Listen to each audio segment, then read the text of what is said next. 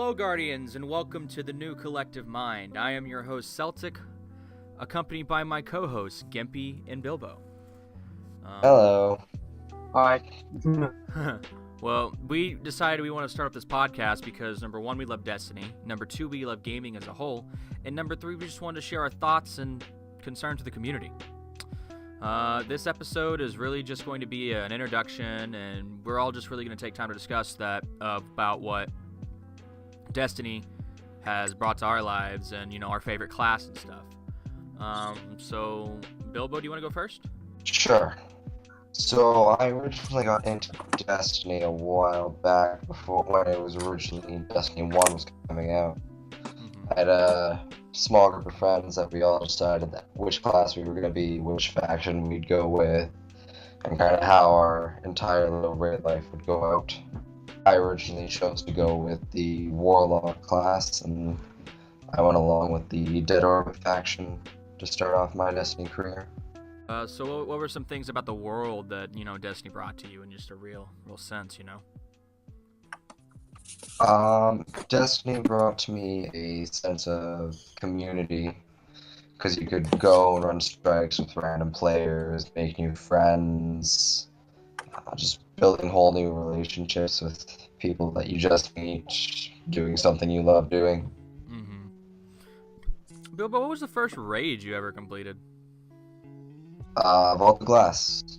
Out of the 4 raids, or even up to the current raids we have now in D2, which one is your favorite raid? My favorite raid would have to be Wrath of the Machine. Now, why is that? Honestly, the entire SEA expansion from D1 was just my favorite thing. Music was a lot better, well done. They revamped strikes, brought a whole new challenging enemy, which really they needed to add into Destiny. Yeah. So from Destiny 1 and 2 so far, what is your favorite either social space or playable area? Out of all the social spaces, I'd have to say the Iron Lord Mountain. Fellwinter Peak, that's a good one. Yeah, it was good for exploring, it had a really nice atmosphere, and it had some fun little things you could always do. Climbing the mountain with your friends, seeing which one could make it to the top first. Oh yeah, that was lots of fun. Yeah, that's Or just jumping off. Or just jumping off. or the always fun thing to do is push them off. Yeah, definitely. Climbing Fellwinter's Peak was definitely a unique challenge. What was your favorite playable area, whether it be from roaming the plains of the Cosmodrome or roaming around Siren's Watch on Titan, between Destiny 1 and 2, which one, is your favorite, absolute favorite? The place I always go back to. That's a hard one. Mine was always the Dreadnought, to be honest. I loved the Dreadnought. The Dreadnought was so full of lore and so just full of that hive mysteriousness. Oh yeah.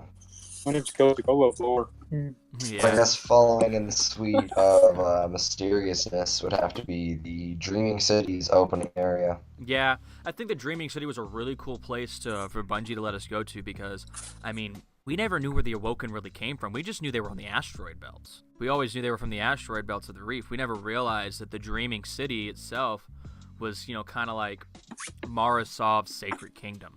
Well, not even just Mara Sov, it was the Awoken's birthplace. Exactly.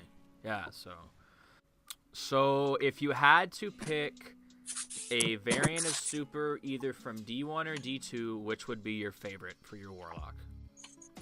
Immediately jump to Chaos Reach. Chaos Reach? You like your Kamehameha Blast? Oh, hell yeah. Definitely. I think for me, the biggest thing about Destiny is, like you said, it brings a whole community together, people of gamers, Because you have, as much as you hate them when you play against them, you have your hardcore PvP sweats of the Crucible, then you have your historians who just hunt and search through either the grimoire of Destiny 1 or the lore of Destiny 2 just to find the story. Then you have your number crunchers like myself who are always searching for that unique, pristine piece of gear that'll just complete the ultimate output of DPS, Oh, yeah. For me, back in Destiny 1, I was I wasn't really much into lore as much as I am in D2. I was more of a, hey, let's just grind gear, get really good rolls on the gear, then play Crucible and carry kids to the Lighthouse. You know, that was me in Destiny 1. Sure, I enjoyed the story for what it was. I enjoyed playing strikes. I actually loved the replayability of the strikes in Destiny 1 compared to Destiny 2. Because after a while, I mean, there weren't that many strikes in Destiny 1, but there were enough strikes to where they would all cycle evenly. But like when I'm playing strikes in Destiny 2, it's very easy for me to like load up the Fanatic strike and then instantly load it up again, you know? Oh yeah. And I mean, That's something I feel that's fixed. Yeah, like that. I mean, and especially with the Nightfall choices, I like how in this one you can choose which Nightfall you want to do out of a selection of 3. But I do miss the challenge of the Nightfalls from Destiny 1. Me personally, I really do enjoy the Titan. Back in D1 beta, I was a hunter, and through year 1 of Destiny 1, I was a hunter.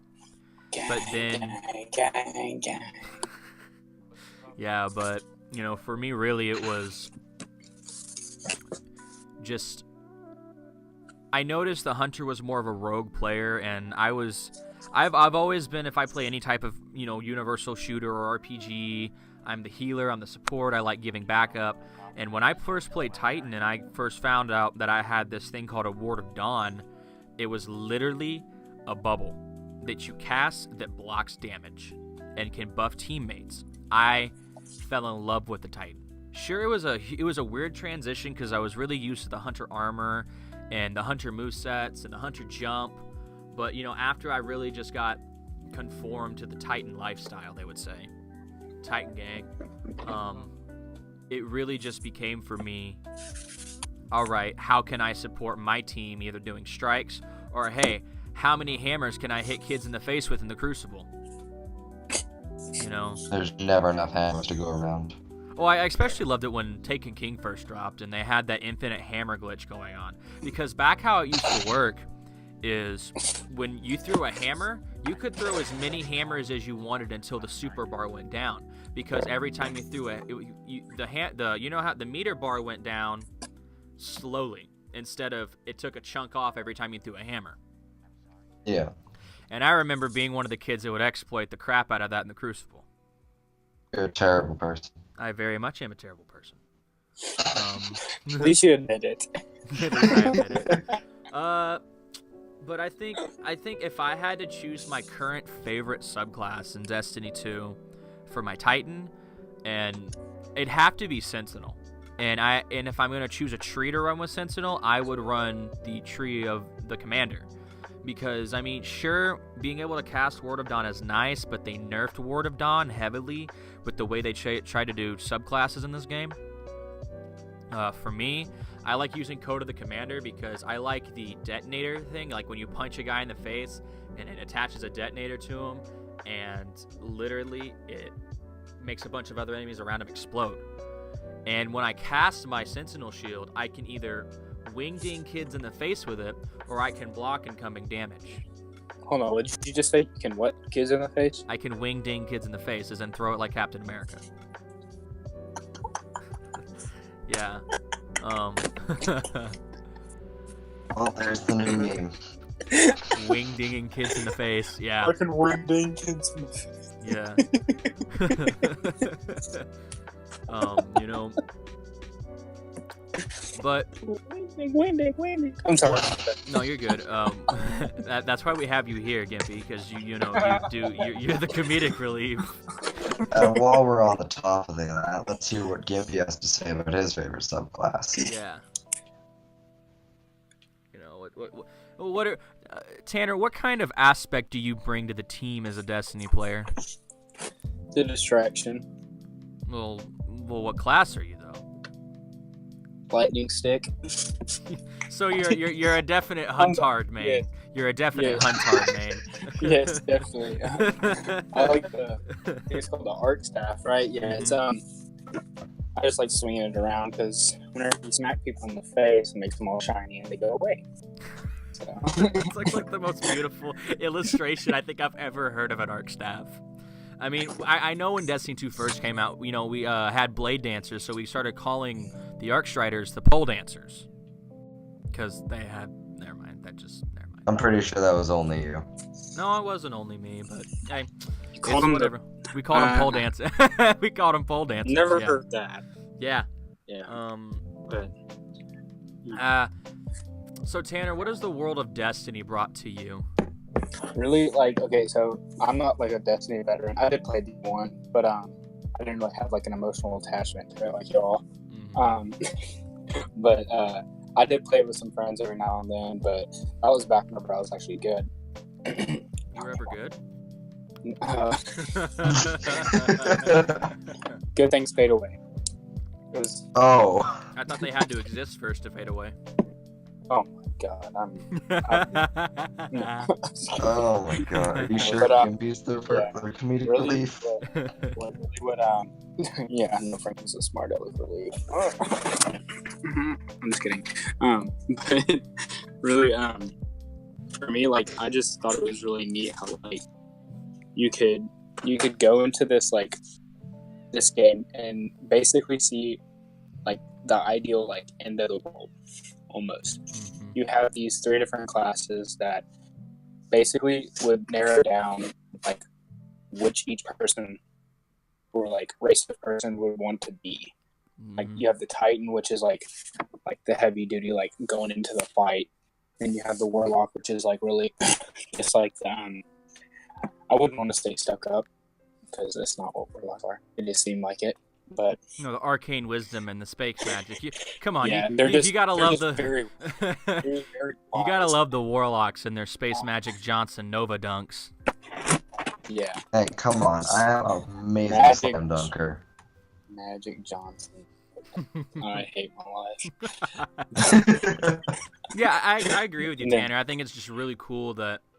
Yeah, just the overall like, and it's so big. Like, I mean, I would love if it was more free roam. Like, you could go down into the cities and stuff and actually see how it is.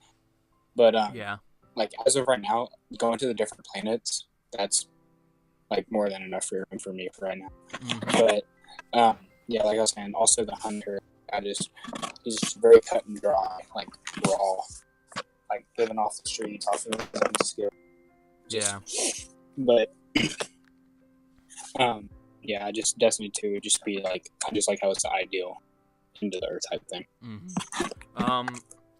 Well, for me especially, when I started playing Destiny 1, I didn't really have a set group of friends.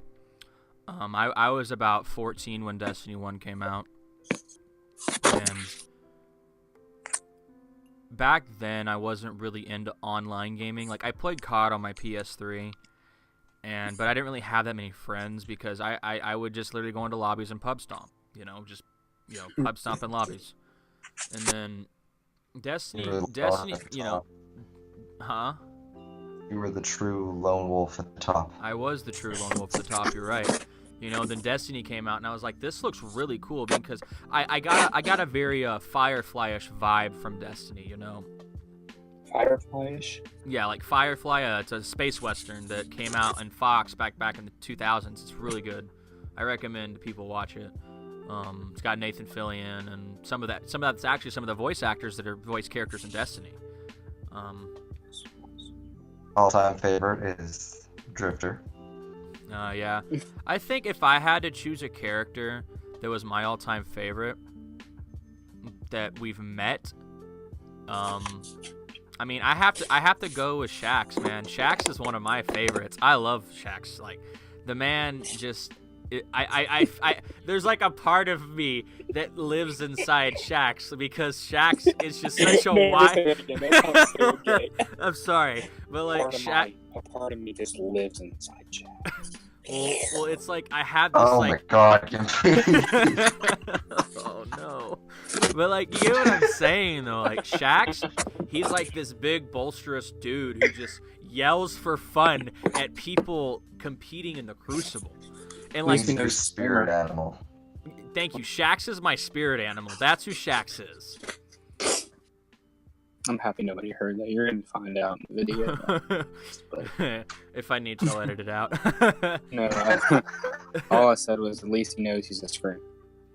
Yeah. No.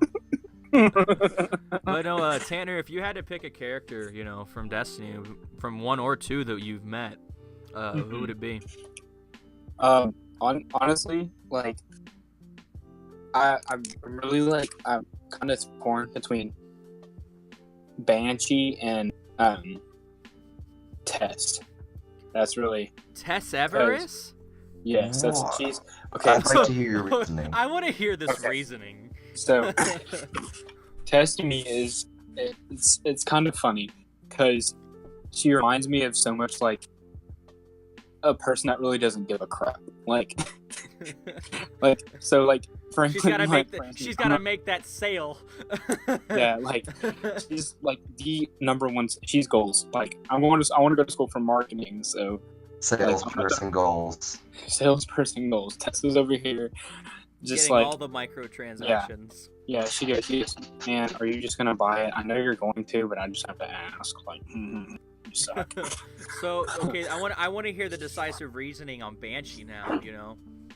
So Banshee is like, honestly, I would rather him become like the head over the hunters.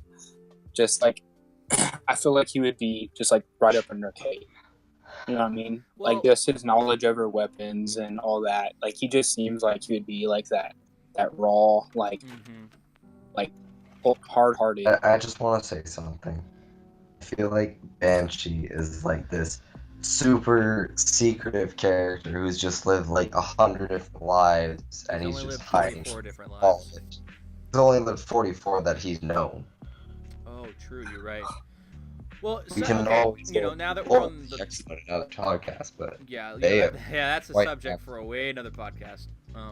But now that we're on the subject of Hunter Vanguard, how do you guys, just real cut and dry, how do y'all, or elaborate if you want, how do you guys feel about Uldren Sov potentially becoming the new Hunter Vanguard?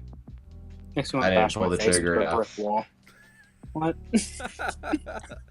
Honestly, when it first was like leaked, I was kind of about it, but I'm actually really okay with the idea, and here's why. Get out of here. Stop. Here's why. Leave. Right? Listen to me, please. Okay, so you know what? In the lore, in essence, what happens when a Guardian's reborn, right? What? Their mind gets wiped. Your mind gets wiped. You don't remember anything about what you did in your past life. So when Uldren was awoken, oh, I hate my life for that. Oh, not woke. Yeah, when Uldren was resurrected by pulled pork. When Uldren, yeah, that's the name of his ghost. It's pulled pork. It's a very Texan thing to do. My name's Uldren Sov, and this is pulled pork. Oh my god. Well, I mean, sometimes when I get lonely, I just stare at my ghost. Please stop that. It's bad enough that your voice is cutting out when you do it. Oh my god. I'm sorry. No, you're fine. You're fine. Well, like, for me, I love a good zero to hero storyline. Like, let's just be real. I loved there's a movie, I can't remember the name of the movie. I love it when they take an antagonist and turn him into a protagonist through a dramatic change. Because let's be real, Uldren, when he woke up, he's not going to remember anything from what he did. He's not going to remember killing Cade. He's not going to remember her first encounter at the reef, giving him the Vex Mind Eye. He's not even going to remember his own sister. He's not even going to remember that he slaughtered over half the awoken population. Exactly. He's not going to remember any of that. So why can't we give him a second chance? Obviously, the Traveler chose him for a reason. I know the huge populist demand is that we don't like him because he killed Cade. Okay, but like also listen to this. Like, how do you think people are gonna act? Zavala and Ikora aren't gonna like. I see all. They're not gonna get used to him ever. Yeah, I see all these subreddits on Reddit about how Ikora, as soon as Uldren Sov showed us in the tower, she's gonna frickin' Nova bomb the crap out of him. No, I think would laugh. No. I expect it from Ikora. I want frickin' Zavala to summon a hammer and just chuck it right at his face. It would be so much funnier. You know? No, I think getting tossed around by a female would be a lot more funnier. Well, that's why Shaxx, no longer fights in the Crucible, because he's got his butt kicked by Ikora. Ikora's pretty scary. You go back to the beginning of Destiny 2, and she's throwing Nova Bomb after Nova Bomb. Right. Yeah. But, for real, just on a personal level, I'm really excited to see how Bungie, especially now that they split from Activision, thank God. See, amen. I'm excited to see what they're going to do with the world. And see, here's another thing. So what if since everybody's going to be acting different around Uldren, do you think he would somebody would remind him of what he did, or tell him what he did in his past? Somebody's definitely going to tell him what he did, but we're going to find out if he's going to have the object of remorse. Mm-hmm. So what if it triggers him, or and he becomes just the way he was? See, yeah, that's a good question. But so I think. Sorry, go ahead. I think really what the Destiny community needs to do is sit down, shut up, and let Bungie do what they're going to do. Because now that they're free from the claws of Activision, and they're an independent publisher and have every right to Destiny, I am so excited to see what they're going to do. I was sitting in my 1-to-5 mod, and when I read that post, I had to run down the hallway and scream because I was so happy. Can imagine that. I was physically shaking in my seat in my mod when that happened. I just need to know one thing: is that how is Uldren gonna be a part of the Vanguard? Because we've taken all the memoirs of Cade. We know who's gonna get it, but we don't know how he's gonna get it. First of all, he's actually no longer going to be known as Uldren Sov. Yeah. He's going to be known as the Crow. Wow.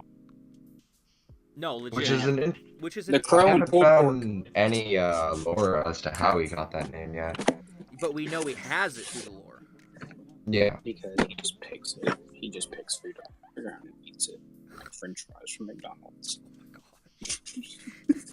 my God. You're really not enthused about this, are you, Tanner? No, I don't like it.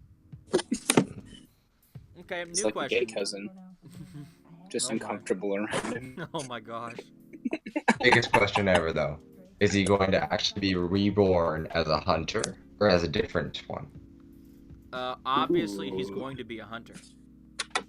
Well, that's the thing, though. They could take it any way they want to now. They could literally just screw everybody over and be like, so, you wanted a hunter, and here's a titan. Well, but no. You have to look at Uldren's aspects, the way he's built, the way they built him since Destiny 1. He's built like a hunter. Yeah, just skinny and nasty. Oh my gosh. Like me. That's true. But if you listen, if you go through all the lore and you find the one on relating to the Thorn, you always think of a hunter. Never a titan. But I just love how, this is a little bit off subject. We'll save this for a lore day on a podcast, but just the lore aspect of the game. I always thought the lore was wielded by a hunter, never a titan. Especially not even the first titan that was reborn. And now, see, here's another thing that would really, set me off. Since he has Cade's... Well, no, you obtain Cade's gun. Never mind. I'm going to retract that statement. Go ahead. Well, he's not going to use the Ace of Spades as a weapon. That's what I was thinking. Because if he were to use that would really piss me. Well, yeah, because, I remember back in Destiny 1 when the Ace of Spades was honestly crap. It was. It was. We're not gonna mention words. It was awful. It was a hunter-only exotic. The perks were trash. It had triple tap, and it had a Firefly triple tap. It was just so bad. Now, if I had to pick my favorite class exclusive exotic from D1, it'd be the Talalik. Any day of the week. I love the Talalik. especially when you had Sunsinger Super and you were sitting in the Crucible with your 2 fusion grenades, sitting on your full super and just mopping kids up from range with the Telalic. My D1 exotic of choice is invective. Well, Every day. Yeah. Well, I mean, I was talking about class-specific exotics. Class specific. Oh, I don't remember actually using class specific one. I didn't like it. I barely remember D1 as it is. Sorry to say that, but yeah, no, you're good. I mean, but just back to Uldren Sov being the Vanguard. I mean, it's like that's definitely gonna take some getting used to. Like, oh, it definitely is. Especially walking over and just hearing his voice and like, I'm just so excited. And seeing his very sly. He better get a haircut. So, who's ready for the season of the Drifter in season 5? For the annual. I need to get the haircuts. I watched a video this morning talking about the news and stuff, and the guy I was watching, he was talking about how it's been said and stuff that Gambit is going to be the main focus of the next season. Well, the underlying whole idea of Gambit is actually super lore-based. Oh, yeah. If you want me to elaborate. We'll save lore for another video, like I said. Okay, so Tanner, what's your favorite game mode in Destiny? Back in D1, I was very good at Crucible. Like, I would put people's face into the dirt and then pee on their face while it was in the dirt, making mud. Oh my gosh. That mud would slowly become concrete. That was a very elaborate description. Who pisses liquid concrete? Me, because I was a beast. But actually, not now in D2, I suck. Like, Crucible is a whole new world for me in D2 for some reason. Even though there's not a lot of new changes, but there's a little bit of new changes. It was really just a big change for me, and I'm not getting used to it like I could be. But as of right now, favorite game mode, I really don't know. Just I want to say just the classic 6v6. Really, I just like with Clash or Control or Supremacy. I hate Supremacy. Supremacy's awful. I want to see Mayhem come back. I want Mayhem to come back too. Actually, what I really want to come back is Sparrow Racing. I always tell you this because I love the Sparrow Racing. If they brought it back to D2, and they should permanently bring it back to D2. Just saying. And I would be on that 24/7. I would probably become the world's best Sparrow racer. Not even joking. All right, yeah. I can see it now. Destiny 2 giving you your own personal Sparrow. Yeah. Creating your own. Oh, gosh. Ooh. So Bilbo, what's your favorite game mode? I already know the answer to this, but obviously Gambit. Yeah. So, which side of Gambit do you like? Do you like the kill and collect side of Gambit, or do you like, hey, let's go across and wreck the entire enemy team? I'll let Twin Tails do the talking for you. Yeah, I know that much. I played Gambit with you enough to know. Teamwork 10 times out of 9. Yeah, right. Especially for that Malfeasance quest. Whew. Oh god. For me, I think my favorite game mode, if I had to choose any, would have to be... Honestly, I really enjoy competitive Crucible. Yeah, it is pretty fun. Iron Banner, straight up hardcore Crucible. Oh yeah, I mean, back in D1, I miss my icebreaker first of all. I miss my icebreaker. To be fair, that weapon shouldn't even have existed.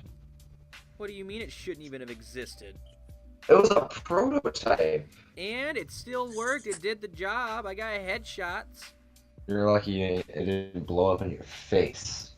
Alright, Lore Master.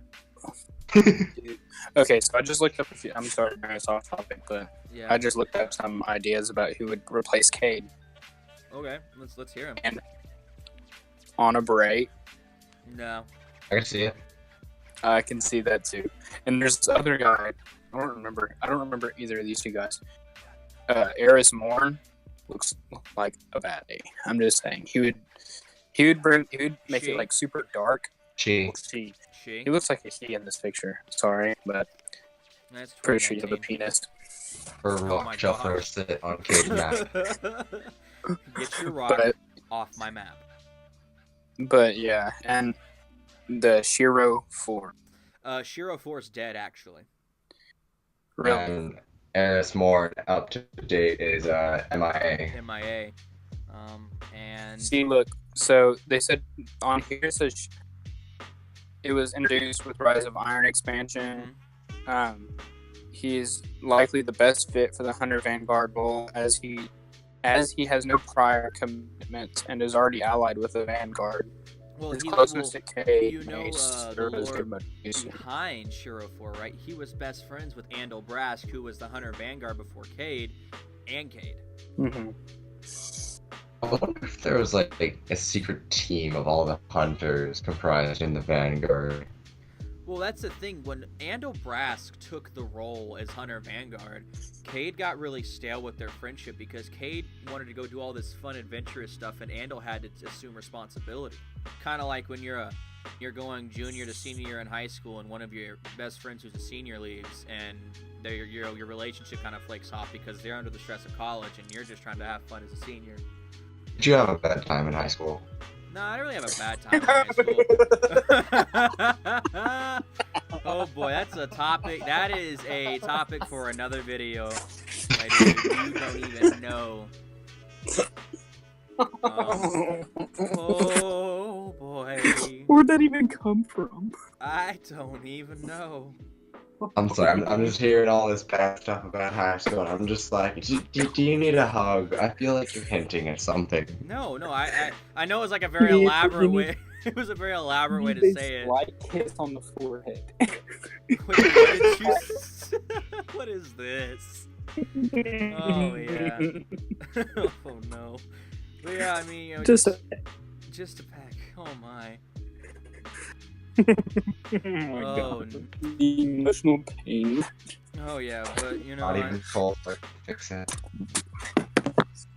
But you know, I actually, you know, I really enjoy just the world of Destiny and the atmosphere it creates. You know, I'm really excited. Like I've said many times in this podcast already, that Bungie is free from Activision and their microtransaction and bad business practices, because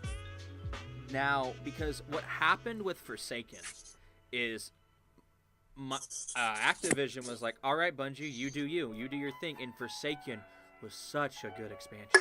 Forsaken has like been one of the best expansions. In fact, I think it did better than the Taken King. Easily.